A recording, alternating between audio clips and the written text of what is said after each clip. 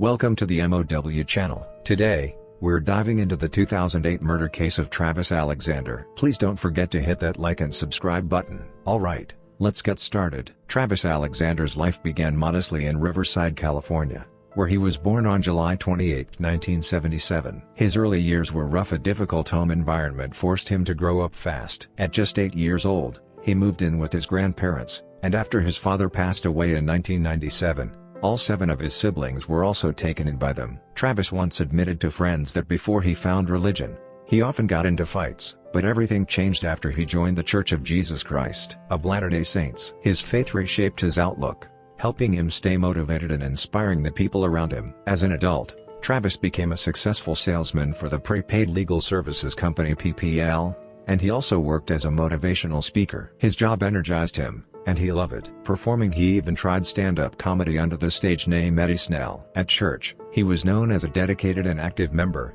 which made the news of his murder all the more shocking. Travis deeply loved his family, and his siblings saw him as a pillar in their lives. In September 2006, during a PPL work conference in Las Vegas, Travis met Jodi Ann Arias. Jodi was born on July 9, 1980. In Salinas, California. She dropped out of school during her junior year and bounced between several jobs before landing a position at PPL, dreaming of becoming a photographer someday. After meeting Travis, Jodi quickly became part of his world. She converted to the LDS Church on November 26, 2006, and was baptized by Travis himself in Southern California. The two officially started dating in February 2007, and Jodi even moved to Mesa, Arizona, to be closer to him. But from the start, their relationship was intense and unstable. In April 2008, Jodi left Mesa and moved back to her grandparents' home in Yreka, California. That move marked the beginning of a long-distance, on-again, off-again relationship that lasted a year and a half. Even when they were technically broken up, they kept visiting each other and exchanging sexual messages, proof of a relationship that was tangled, emotional, and hard for either of them to walk away from. Travis's friends were uneasy about Jodi from the beginning. They felt her behavior was alarmingly volatile and that their relationship wasn't healthy. When Travis tried to date other women, Jodi's obsession reportedly turned aggressive. Travis told friends she was stalking him, breaking into his Facebook account, and even slashing the tires on his car. In one text message, Travis called her evil, revealing just how afraid he had become. Prosecutors later argued that Jodi planned the murder. They said she staged a burglary at her grandparents' home to steal the same caliber gun used in the killing, bought gas cans to avoid being tracked on her drive to Arizona, and later returned them, all signs of careful preparation, not a spur-of-the-moment attack driven by passion. On Wednesday, June 4, 2008, Travis Alexander was killed in the shower of his home in Mesa, Arizona. He failed to show up for an important conference call that evening. The next day, Jodi met up with a man named Ryan Burns in West Jordan, Utah. Burns later testified that Jodi's once blonde hair was now dark brown, and that she had cuts on her hands. Jodi claimed she'd gotten them at a restaurant, but the restaurant she mentioned didn't exist, another lie exposed by investigators. When Jodi returned her rental car on June 7, it had been driven more than 2,800 miles. The floor mats were missing, and there were reddish stains on both the front and back seats. After failing to reach Travis for days, his worried friends went to his house on June 9. When they finally got into his locked bedroom, they found a huge pool of blood leading to the master bathroom and inside the shower, Travis's brutally murdered body. The violence was shocking, revealing the deadly escalation of Jodi's obsession. Beneath the facade of a passionate relationship, his death was ruled a homicide, and he was laid to rest at Olivewood Memorial Park in Riverside, California. This opening chapter sets the stage by showing Travis Alexander not as a headline, but as a real person, someone with dreams, struggles, and people who loved him. It also shows how Jodi Arias' unstable behavior and their intense relationship spiraled into an unthinkable tragedy. At this point in the story, the killer hasn't been revealed, but the narrative sheds light on how obsession and control can slowly and deliberately destroy a life. On June 9, 2008, when Travis Alexander's body was found, the Mesa Police Department in Arizona walked into one of the most brutal crime scenes they had ever dealt with. His worried friends had forced open his locked bedroom door, and what they saw was horrifying. Blood pooled along the hallway leading to the master bathroom, and inside the shower was Travis's body. Even during the initial 911 call, his friends immediately mentioned his ex-girlfriend, Jodi Arias, bringing up her obsession and stalking behavior. Their claims quickly pushed investigators to focus on her. Crime scene investigators got to work right away. Medical examiner Drive Kevin Horn later testified that the attack was incredibly violent. Travis had been stabbed 27 times, his throat had been slashed from ear to ear, and he also had a gunshot wound to the head. Drive Horn explained that his jugular vein, carotid artery, and trachea had all been cut. He also pointed out numerous defensive wounds on Travis's hands and arms, showing he fought desperately for his life. The injuries made it clear this wasn't a sudden, impulsive attack, it was prolonged, brutal, and intentional. Drive Horn also said Travis may have already been dead by the time he was shot, and the wounds on his back were relatively shallow. The key piece of evidence came from an unexpected place. While searching the house, police found a damaged digital camera inside the washing machine. It was one Travis had recently bought. Mesa's forensic team worked hard to recover deleted files from the memory card, and their work paid off. The restored photos turned out to be the missing link investigators needed. The recovered images showed Travis and Jody posing for sexually explicit photos inside the house around 140 p.m. on June 4, 2008. These photos completely destroyed Jody's original claim that she wasn't in Mesa on the day of the murder. The final photo of Travis alive, taken at 5:29 p.m., showed him in the shower, and the person behind the camera was clearly Jody. A few minutes later, another picture showed what looked like Travis lying on the bathroom floor, bleeding heavily. These images proved Jody was not only in the house, but had captured moments from the murder itself and tried to destroy the evidence by washing the camera. Forensic analysis of the scene added even more proof. Investigators found a bloody palm print on the hallway wall next to the bathroom. Lab testing revealed that the print contained DNA from both Jody Arias and Travis Alexander, evidence of a violent struggle, and proof that Jody had bled or smeared blood during the attack. Although Jody later made excuses for cuts on her hands, the DNA didn't lie. It directly tied her to the killing. The investigation also uncovered Jody's attempts to cover her tracks. When she returned her rental car on June 7, it had more than 2,800 miles on it. A rental employee reported that the floor mats were missing, and there were reddish stains on the front and back seats. The car had been cleaned before police could test it,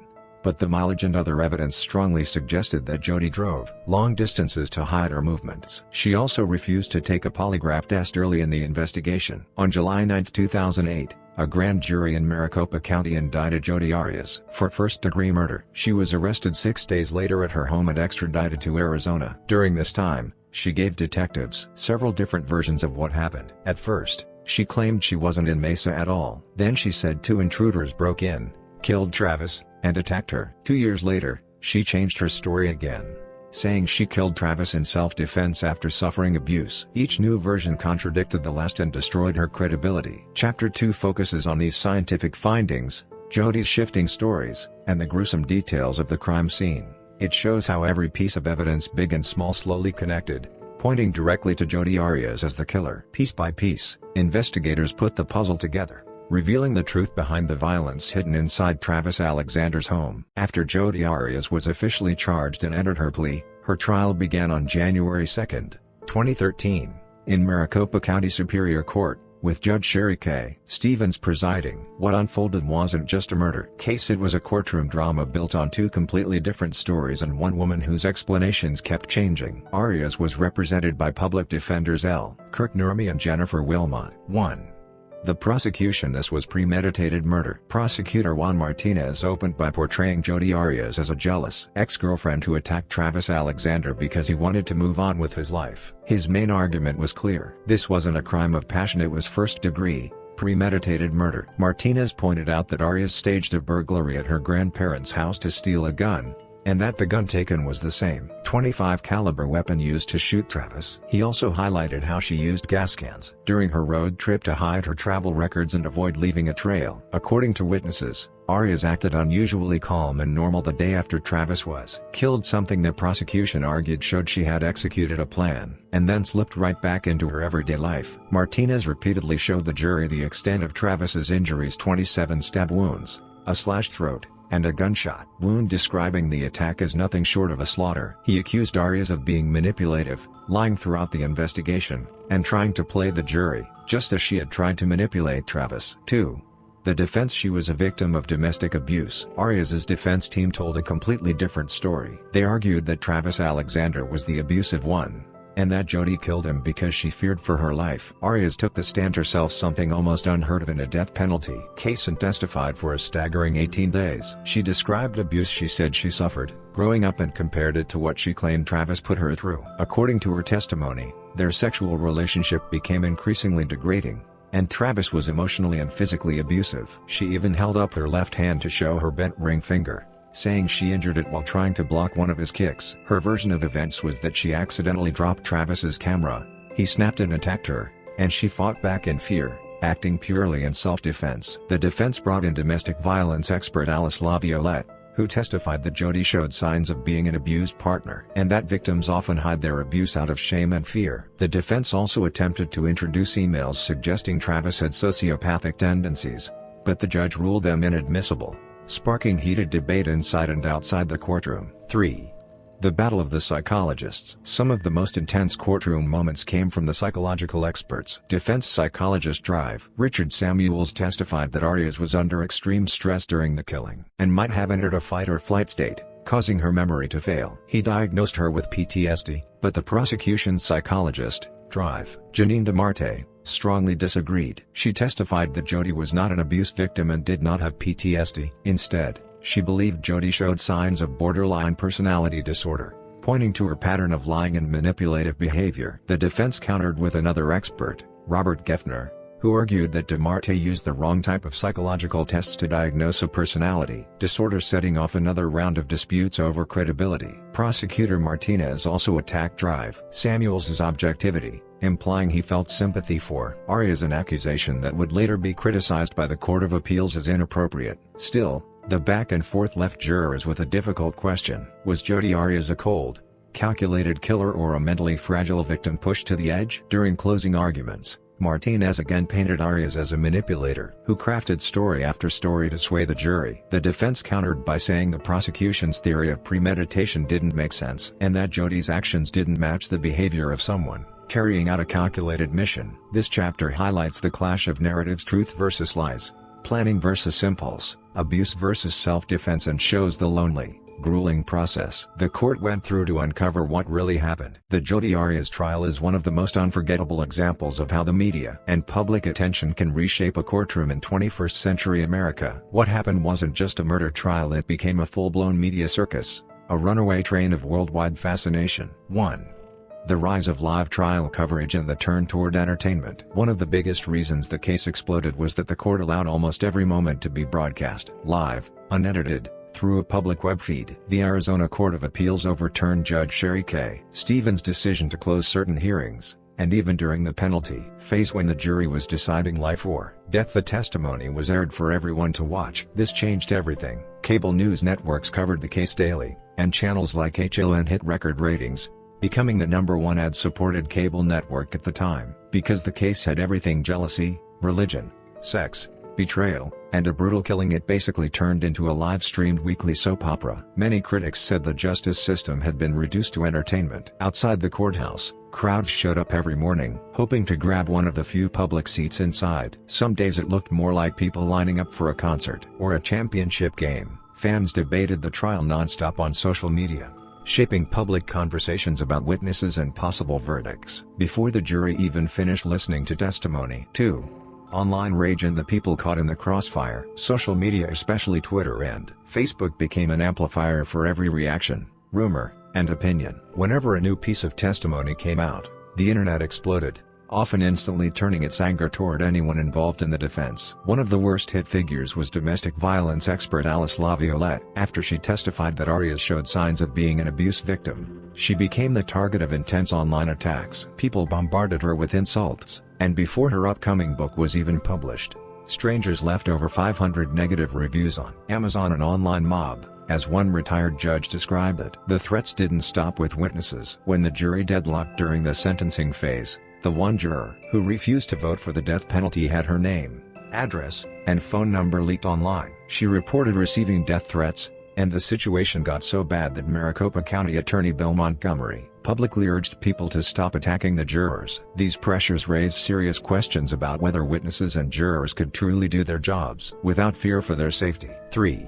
The ethical questions facing the justice system. The media frenzy also sparked debate about whether a fair trial was even possible under such spotlight. Public figures, including celebrities, freely voiced their opinions about the case. Even Arizona Governor Jan Brewer publicly stated she believed Arias was guilty, commentary that added even more fuel to the public's outrage. Prosecutor Juan Martinez also came under fire. Critics accused him of inappropriate behavior and of unfairly attacking the credibility of a defense witness by suggesting she had an improper relationship with Arias. Later, the Arizona Court of Appeals condemned some of his conduct as egregious and self-promoting. Arias's own attorney, L. Kirk Nurmi, wasn't spared either. He became a target for hostile memes and photoshopped images online, including one where his face was pasted onto a crime scene picture. Attorney Victoria Washington later explained that, although Nurmi was widely blamed on social media for filing appeals and mistrial motions, he was simply doing what the law required to preserve Arias's rights. This chapter closes by highlighting how the Jodi Arias case became much more than a criminal trial. It became a warning, a clear example of how media hype and public rage can threaten individual rights and cast a long shadow over the fairness of the justice system. The case forces us to consider the delicate balance between a free press and the pursuit of true justice. Life sentence and the legal legacy. 1. Guilty verdict and the deadlock over sentencing. On May 8, 2013, after 15 hours of deliberation, the jury found Jodi Arias guilty of first-degree murder. All 12 jurors agreed she planned the killing, and 7 also convicted her of felony murder. When the verdict was read, the crowd outside the courtroom erupted in cheers, while Travis Alexander's family finally breathed a sigh of relief. After the guilty verdict, the prosecution had to prove aggravating factors to justify the death penalty, arguing that the murder was especially cruel, heinous, and depraved. The penalty phase began on May 15, with the medical examiner called as the only witness to highlight the suffering Travis likely endured. Arias's defense made a brief argument, suggesting that adrenaline may have dulled his pain. The jury agreed in less than 3 hours that the aggravating factors supported a death sentence. The problem came during the next step, deciding the actual sentence. On May 23, 2013, the jury deadlocked on whether Arias should be executed. Arizona law requires a unanimous decision for the death penalty. At that time, the vote was 8-4 in favor, but even a single dissenting juror prevented a unanimous verdict. Jury foreman Zervakos later said, "Jurors were overwhelmed by the weight of the decision, and they were shocked when their hours of deliberation ended in a mistrial." 2.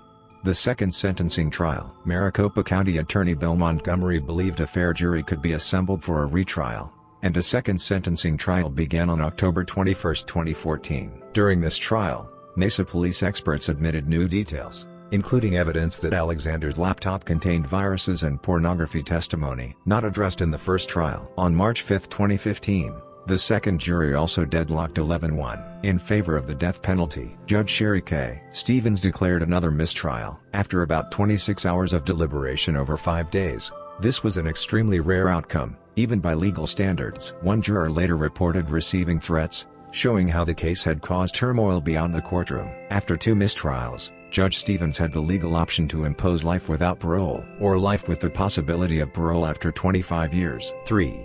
Arias's appeal and final sentence. As sentencing approached, Arias reversed her earlier statements that she preferred the death penalty, now asking for a life sentence. She said her previous comments reflected poor judgment, and that she wanted to avoid causing Alexander's family further pain. She also tried to improve her image by pledging to donate her hair to Locks of Love while in prison. On April 13, 2015, Judge Stevens sentenced Jodi Arias to life in prison, without the possibility of parole, bringing her long and controversial trial to a close. By March 5, 2015, the trial had already cost an estimated $3 million in taxpayer money. In June 2015, Arias was also ordered to pay over $32,000 in restitution to Alexander's siblings. Arias is currently incarcerated at the Arizona Department of Corrections Perryville facility. She began her sentence in the maximum security Lumley unit, but was later moved to a medium security level. 4.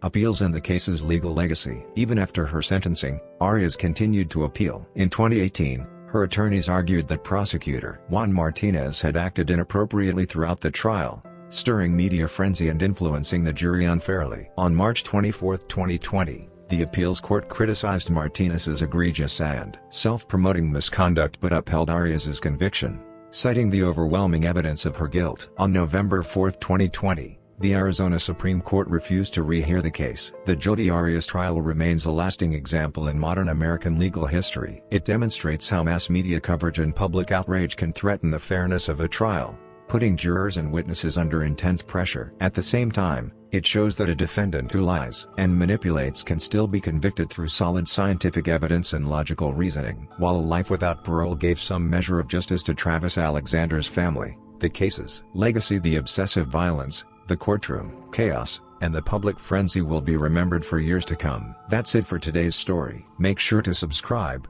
like, and hit the notification bell so you don't miss tomorrow's new case and mystery. Thank you for watching.